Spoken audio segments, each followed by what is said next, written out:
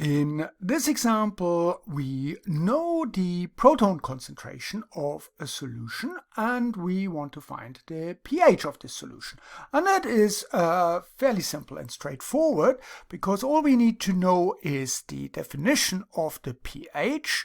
And we know that the pH is defined as the negative logarithm to the base of 10 of the proton concentration that we have given in a solution. We need to be a little bit careful because this proton concentration in here, in order for this definition to be valued, must be in the correct unit. It must be in the unit as mole per liter,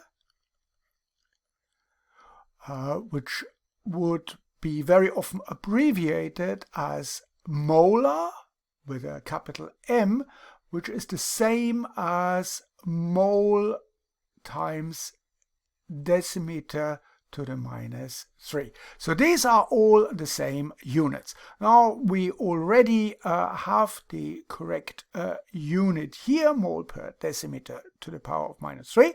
So we can do pH equals negative logarithm of the proton concentration, which is 3.81 times 10 to the minus 3. We don't write these units, of course, because we can't take the log of a unit. And this here should be log to the base of 10.